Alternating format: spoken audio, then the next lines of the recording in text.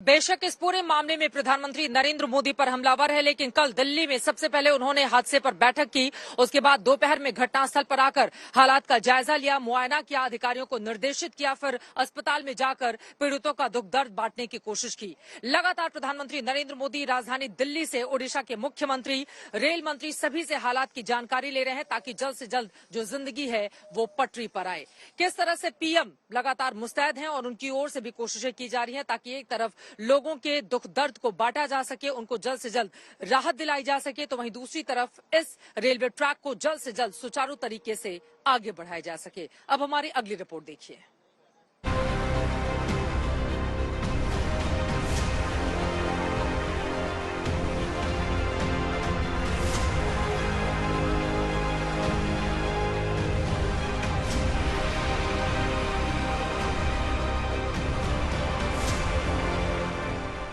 ओडिशा के बालासोर में रेल हादसे के अगले ही दिन प्रधानमंत्री मोदी घटनास्थल पर मौजूद थे।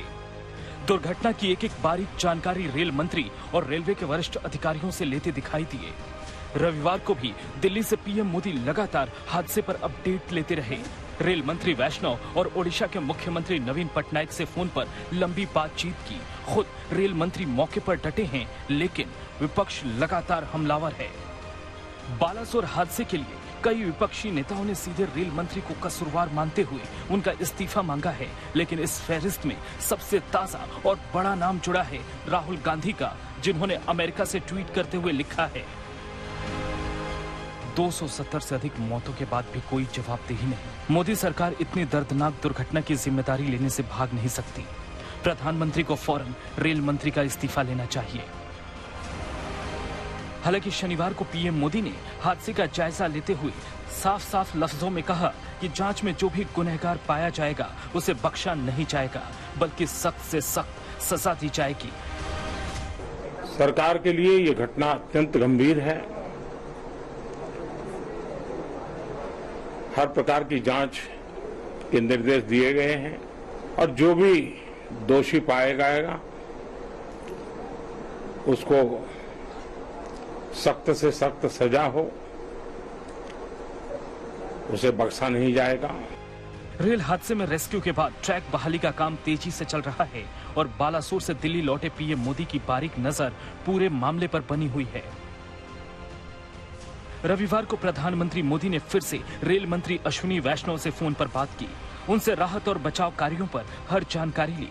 पीएम ने पूरे ऑपरेशन का जायजा लिया। साथ ही मोदी ने रेल मंत्री से बालासोर, कटक और भुवनेश्वर के अस्पतालों में पीड़ितों के इलाज को लेकर बात की। इसके अलावा रविवार को ही पीएम मोदी और ओडिशा के मुख्यमंत्री नवीन पटनायक के बीच फोन पर लंबी बातचीत हुई। शनिवार को भी पीएम मोदी ने घटनास्थल से सीधे दिल्ली फोन घुमाया था। प्रधानमंत्री ने अपने कैबिनेट सचिव और स्वास्थ्य मंत्री मनसुख मांडविया से फोन पर बात करके अहम निर्देश दिए थे। मौके पर डटे रेल मंत्री ने पूरे हादसे की जांच के लिए सीबीआई जांच की सिफारिश कर दी है। जिस सिचुएशन में ये दुर्घटना हुई है और जो परिस्थितियां हैं, उन सब को ध्यान में रखते हुए जो कुछ अब तक का एडमिनिस्ट्रेटिव इंफॉर्मेशन मिली है, उस सब को ध्यान में रखते हुए आगे की इंक्वायरी के लिए, आगे के इन्वेस्टिगेशन के लिए इस केस को, इस पूरे मामले को सीबीआई के पास देने का रेलवे बोर्ड की तरफ से रिकमेंडेशन किया जा रहा है। पीएम मोदी पूरे घटनाक्रम पर नजर बनाए हुए हैं। सूत्रों की माने तो समय समय पर मंत्रियों और अधिकारियों को खुद निर्देश भी दे रहे हैं। इससे पहले शनिवार को खुद पीएम मोदी बालासोर और कटक पहुंचे थे और कहा था कि सरकार पीड़ित परिजनों के दुख में उनके साथ खड़ी है। हालांकि हादसे की तत्कालिक वजह से परे बड़ी वजहों की ओर सवाल उठाते हुए कांग्रेस ने सरकार पर कई सवाल दागे हैं। 9 फरवरी को साउथ वेस्टर्न जोन के चीफ ऑपरेटिंग मैनेजर ने सिग्नलिंग सिस्टम की कमी को लेकर चिट्ठी लिखी थी। उस पर तुरंत कार्रवाई क्यों नहीं हुई? पिछली घटनाओं के बाद ऐसे हादसे रोकने की कोशिश क्यों नहीं हुई? क्या रेल मंत्री ने वंदे भारत जैसे ट्रेनों पर व्यस्तता में यात्रियों की सुरक्षा से खिलवाड़ किया? 2 जून को हादसे से पहले रेलवे सुरक्षा पर हुए चिंतन शिविर में रेल मंत्री क्यों नहीं थे? रेलवे में गैंगमैन जैसे कर्मचारियों की कमी से रेलवे की सुरक्षा से समझौता हो रहा है। 39 रेलवे जोन में से अधिकतर में कर्मचारियों की किल्लत नहीं है। ग्रुप सी में 3.11 लाख पदों पर भर्ती करने से सुरक्षा पर खतरा पैदा नहीं हुआ है। क्या रेलवे में 18,881 में से 3,081 गैजेटेड पद खाली नहीं रखे गए हैं? कांग्रेस के हमले की धार तेज जरूर है, लेकिन आंकड़ों की गवाही कुछ और हकीकत बयां कर रही है। ममता बनर्जी के रेल मंत्री के कार्यकाल में 54 बार ट्रेनों की टक्कर हुई, 839 बार ट्रेन पटरी से उतरी और हादसों में 1,451 लोगों की जान गई थी। नीतीश कुमार के रेल मंत्री रहते 79 बार ट्रेनें टकराई, 1000 बार पटरी से उतरी और 1,527 यात्रियों की मौत हुई। लालू यादव के रेल मंत्री रहते 51 बार ट्रेनों में टक्कर हुई, 550 बार पटरी से उतरी और 1159 लोगों ने जान गंवाई। जबकि बीजेपी के कार्यकाल में 2016 से अब तक हुई मौतों की कुल संख्या 522 है और ये 4 बड़े हादसे 2016, 2017, 2018 के 5 साल बाद 2023 में ही हुए हैं। हालांकि झगड़ा इस बात का नहीं है कि किसके कार्यकाल में कितने हादसे हुए, कितने लोगों की मौत हुई, क्योंकि हर एक जान कीमती है। अब रेलवे बोर्ड की ओर से सीबीआई जांच की सिफारिश होने के बाद असल गुनहगार को सजा मिलने की उम्मीद और मजबूत हुई है। ऋतिक मंडल, सत्यजीत कुमार और आदित्य वैभव के साथ इंद्रजीत कुंडू, बालासोर, आज तक।